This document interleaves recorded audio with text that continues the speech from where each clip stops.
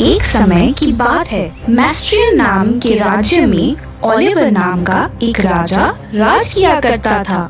उनके दरबार में लियोनार्ड नाम का एक सैनिक था। कई सालों से लियोनार्ड ओलिवर के राजमहल में बहुत ही ईमानदारी से अपना काम किया करता था। पर एक दिन राज्य के किसी सदस्य ने राजा के कान में लियोनार्ड के खिलाफ भर दिया। इस बात से क्रोधित होकर राजा ने लियोनार्ड को नौकरी से निकाल दिया। अचानक नौकरी से निकाल दिए जाने पर उसके पास पैसे कमाने का अब कोई साधन नहीं था। पैसे ना होने के कारण खाना पीना कैसे किया जाएगा, इसका डर अब उसे खाए जा रहा था। हताश होकर वह अपने घर की ओर जंगल के रास्ते से निकल पड़ा। मेरा घर राज्य से काफी दूर है। मुझे चलते चलते ऐसे तो शाम हो जाएगी। थोड़ी दूर चलते ही लियोनार्ड को पेड़ के बीच में से एक रोशनी दिखाई देती है। और इतने घने जंगल में भला इस वक्त ये रोशनी कहाँ से आ रही है? मुझे चलकर देखना पड़ेगा, शायद कोई मदद के लिए मिल जाए। थोड़ी दूर और चलते ही उसे एक झोपड़ी दिखाई देती है। वह मन ही मन सोचने लगता है, इतने घने जंगल में भला कोई कैसे रहता होगा। खैर जो भी हो, मैं जाकर देखता हूँ। अगर अंदर कोई रहता हो तो शायद आज रात को यहाँ रुकने मिल जाए। अब उसने दरवाजे से झांक कर देखा तो वहाँ एक क्रूर, दुष्ट और काफी बूढ़ी औरत दिखी। उसे समझ आ गया था कि ये एक चुड़ैल है। लेकिन अब इतनी रात हो चुकी है और मेरे पास रहने के लिए कोई जगह भी नहीं है। रात को अगर मैं जंगल में रुका तो चोर डाकू मुझे लूट लेंगे। इससे अच्छा होगा कि मैं इस चुड़ैल से ही मदद मांग लूं। वो अपना मन बनाकर चुड़ैल की झोपड़ी के अंदर जाता है और उस बूढ़ी औरत से कहता है, सुनो, मेरा घर यहाँ से काफी दूरी पर है और अब रात काफी हो चुकी है। मुझे बहुत भूख लगी है। क्या तुम मुझे कुछ खाने को दे सकती हो? अरे अरे, इतनी रात को ये कौन आ गया? शायद कोई भिखारी ही होगा, वरना इतनी रात को कौन इस घने जंगल में खाना मांगने आएगा। अचानक घर में आए लियोनार्ड पर चुड़ैल काफी चिढ़ गई और बोली, मैंने यहाँ कोई धर्मशाला नहीं शुरू किया है जो किसी को भी मैं दावत परोस दूं। चुपचाप यहाँ से चले जाओ। पर लियोनार्ड को किसी तरह रात वहाँ निकालनी थी, इसीलिए वो चुड़ैल की डांट से न डरते हुए बड़े शांति से उसे पुनः आग्रह करता है, मुझे बस आज की रात आपके घर में आसरा दे दीजिए। उसके बदले में आप जो चाहें वो काम करने के लिए मैं तैयार हूँ। चुड़ैल बार बार मना करती रही, पर लियोनार्ड हर बार उससे विनती करता रहा। बार बार विनती करने के बाद आखिर में चुड़ैल लियोनार्ड को बोली, ठीक है, अगर तुम्हें यहाँ रहना है तो रहो, पर इसके बदले तुम्हें मेरा एक काम करना होगा। मंजूर है तो बोलो। हाँ, मुझे मंजूर है। तुम आज रात यहाँ सो सकते हो, पर जैसे ही सुबह हो तुम्हें मेरे पेड़ों को पानी देना होगा और पीछे वाले बगीचे को साफ करना होगा। ठीक है, आपका बहुत बहुत धन्यवाद। सुबह होते ही लियोनार्ड को जो काम बताया गया था वो उस काम में जुट जाता है। उसे वह काम करते करते शाम हो जाती है। देखो, अब शाम हो गई है और तुमने सारा काम भी कर दिया है। अब तुम अपने घर जाओ। आज दिन भर के काम से मैं बहुत थक गया हूँ। इस घने जंगल से मुझे रास्ता निकालना बहुत ही मुश्किल होगा। मैं आपसे विनती करता हूँ कि आज रात आप मुझे यहीं रुकने दीजिए। नहीं, बिल्कुल नहीं।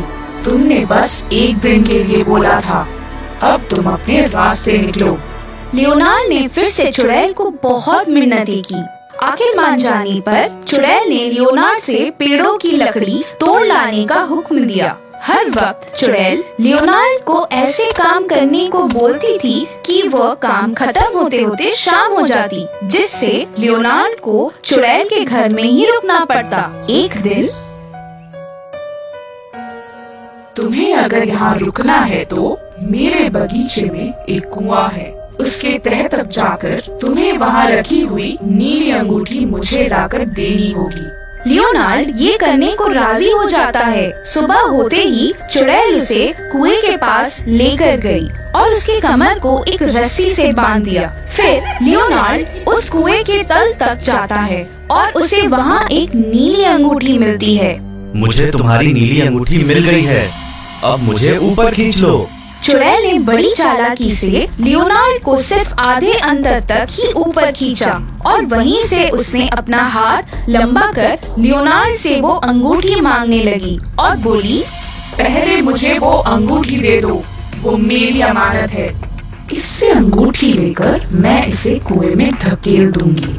पर लियोनार्ड को चुड़ैल की इस तरकीब का अंदाजा हो गया था। वो चुड़ैल से बोला, पहले तुम मुझे यहाँ से बाहर निकालो, तभी मैं तुम्हें ये अंगूठी दूंगा।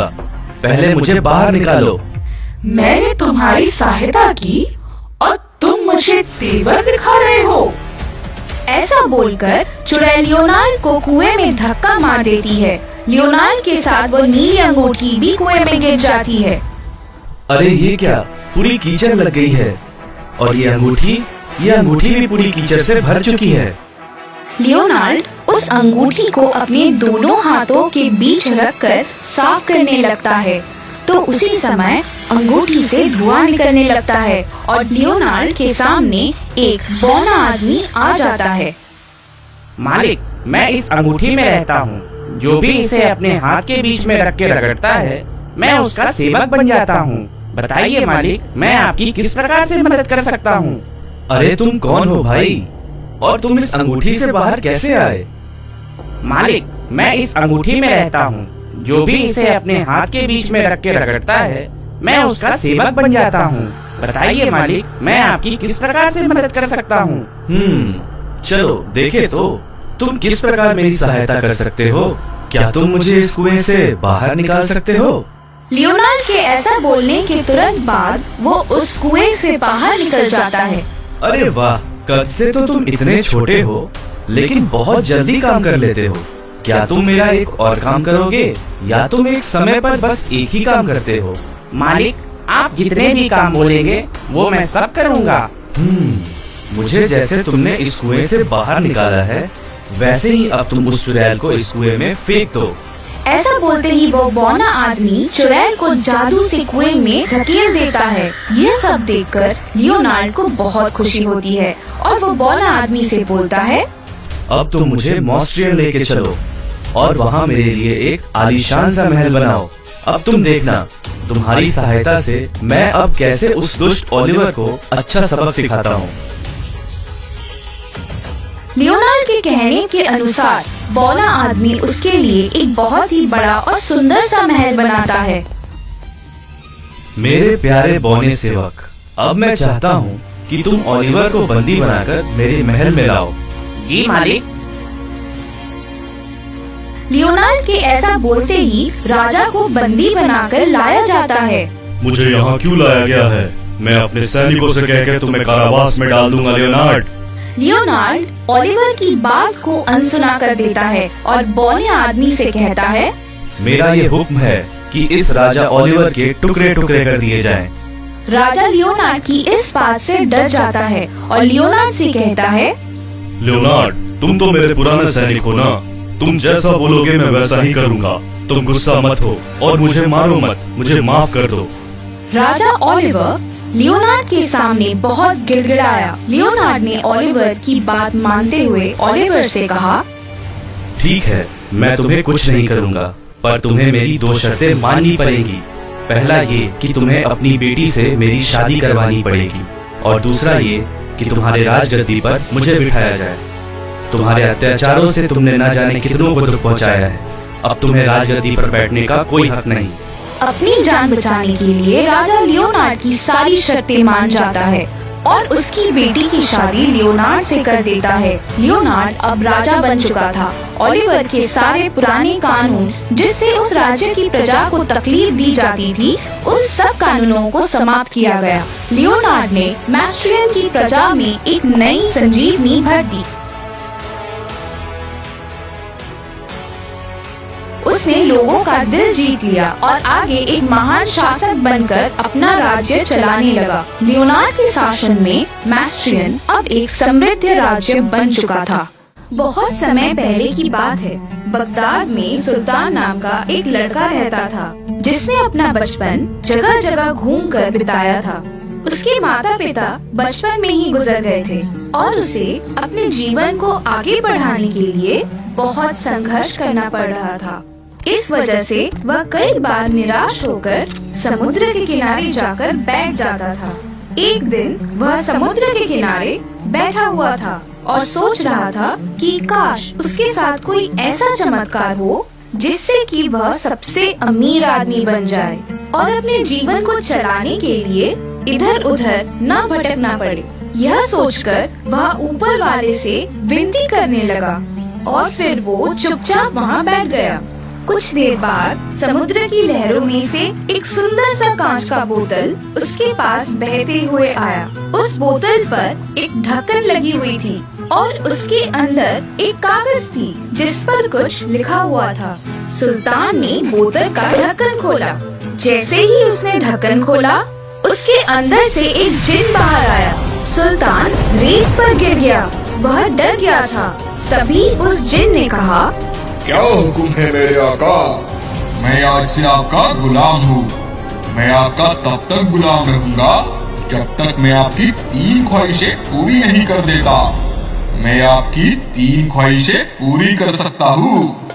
जिन की बात सुनकर सुल्तान समझ चुका था कि उसे एक ऐसी चीज मिल चुकी है जो उसकी ख्वाहिशों को पूरा कर सकती है। उसने जिन से कहा, अच्छा, क्या तुम मेरी ख्वाहिशों को पूरा कर सकते हो? जी हाँ, लेकिन मैं आपकी सिर्फ 3 ख्वाहिशें ही पूरी कर सकता हूँ। सुल्तान ने अपना पहला ख्वाहिश मांगा। ठीक है, तो मैं सबसे पहले ये चाहता हूँ कि तुम मेरे लिए एक ऐसा घर बनाओ जो दुनिया में सबसे बेहतरीन हो, जिसे देखकर हर एक इंसान की आंखें फटी की फटी रह जाए। इसके बाद वो जिन गोल गोल घूमने लगा। देखने में ऐसा लग रहा था कि कोई बवंडर आ गया हो और वह सुल्तान को लेकर दूसरी जगह पहुंच गया। रुककर जिन ने सुल्तान से पूछा, क्या ये जगह आपके घर के लिए सही है आका? जिन सुल्तान को ऐसी जगह ले गया जो उसके घर के लिए बहुत ही बेहतरीन थी। उस जगह को देखकर सुल्तान ने जिन से कहा, ये जगह मुझे बहुत ही अच्छी लग रही है। हाँ, यहाँ बना सकते हो तुम मेरा घर। सुल्तान के ऐसे कहते ही उस जगह पे जबरदस्त बिजली कड़कने लगती है और देखते ही देखते वहाँ एक घर बनने लगा। कुछ देर बाद सुल्तान का घर पूरी तरह से तैयार था। ऐसा हो जाने के बाद जिन ने सुल्तान से कहा, मेरे आका, आपकी एक ख्वाहिश पूरी हो चुकी है। अब बस आपके पास 2 ख्वाहिशें ही बाकी है। आप चाहो तो तुरंत उन 2 ख्वाहिशों को भी मांग सकते हो। नहीं नहीं, अभी नहीं। मैं तुमसे बाद में सोचकर कोई ख्वाहिश मांगूंगा। अब सुल्तान के पास अपना महल था जिसमें वह बड़े आराम से रहने लगा। अब उसके पास नौकर, नौकरानी और खाना बनाने के लिए बेहतरीन रसोइये भी थे। अब सुल्तान सोचने लगा कि उसे दूसरी ख्वाहिश क्या मांगनी चाहिए। ये सोचकर वो बाजार की ओर चला गया। बाजार में उसने कुछ ऐसे बच्चों को देखा जो भूखे थे और दूसरों से खाना मांग रहे थे। उन बच्चों को देखकर सुल्तान को अपनी बात याद आ गई। एक समय गरीबी में उसे भी इसी तरह रहना पड़ा था, इसीलिए वह उनको देखकर उदास हो गया। वो उनके लिए कुछ करना चाहता था, इसीलिए वो अपने महल गया और जिन से बोला, ए जिन, मैं तुमसे अपनी दूसरी ख्वाहिश मांगना चाहता हूँ। जी, हुक्म करिए मेरे आका। सुल्तान ने अपनी दूसरी ख्वाहिश मांगी। मैं चाहता हूँ कि आज से कोई भी बच्चा भूखा न रहे। उन्हें कभी भी खाने के लिए दूसरों से कुछ भी ना मांगना पड़े। जिन ने सुल्तान की ख्वाहिश सुनी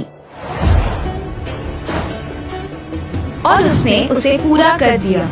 सुल्तान की ख्वाहिश को पूरा करने के बाद जिन ने उससे कहा, मेरे आका, आपकी 2 ख्वाहिशें पूरी हो चुकी है। अब आपके पास सिर्फ और सिर्फ एक ही ख्वाहिश बाकी है। क्या आप उसे अभी पूरा करना चाहते हो? नहीं, मैं अपनी तीसरी ख्वाहिश भी सोचकर ही बताऊंगा। अब सुल्तान खुश था कि अब उसके पास अपना खुद का महल था और बच्चों को अब से भूखा नहीं रहना पड़ता था। कुछ दिनों बाद सुल्तान को इस बात की याद आई कि उसकी तीसरी ख्वाहिश बाकी है। लेकिन वो ये भी सोच रहा था, अगर वो तीसरी ख्वाहिश मांग लेता है तो उसके बाद क्या होगा? क्या वो जिन चला जाएगा या इसके अलावा कुछ और भी होगा? अब सुल्तान यही सोच रहा था कि इसके आगे क्या होने वाला है। तभी उसे याद आया कि उस कांच की बोतल में एक कागज थी जिस पर कुछ लिखा हुआ था। वह तुरंत अपनी बोतल को खोजने लगा। जैसे ही उसे वो बोतल मिली, तब उसने उस कागज को बाहर निकाला। उस कागज में लिखा था, कोई भी व्यक्ति इस जिन से 3 ख्वाहिशें मांग सकता है, लेकिन 3 ख्वाहिशें पूरी हो जाने के बाद उस व्यक्ति को सारी जिंदगी इस बोतल में कैद होकर रहना पड़ेगा। इसके बाद वो जिन आजाद हो जाएगा। ये पढ़ते ही सुल्तान घबरा जाता है। अब वह डरा हुआ था और बार बार सोच रहा था कि वो आगे क्या करेगा। तभी उसे एक तरकीब सूझी और उसने जिन को बुलाया। जिन उसके सामने हाजिर हुआ और वो बोला, क्या हुक्म है मेरे आका? ए जिन, मैं अपनी तीसरी ख्वाहिश भी पूरी करना चाहता हूँ। जैसे ही जिन ने यह सुना, वो अंदर ही अंदर खुश होने लगा। वो सोच रहा था कि वो हमेशा के लिए आजाद हो जाएगा और उसे बोतल में नहीं रहना पड़ेगा। फिर सुल्तान ने अपनी तीसरी ख्वाहिश मांगी। मेरी तीसरी ख्वाहिश ये है कि अब से तुम सारी जिंदगी मेरे गुलाम रहोगे और मेरे मर जाने के बाद तुम वापस इस बोतल में चले जाओगे। ये सुनकर जिन गुस्से से चिल्लाने लगा, लेकिन वो कुछ नहीं कर सकता था। अगर वो ऐसा करने से मना करता तो उसे अंत काल तक नर्क में जाना पड़ता।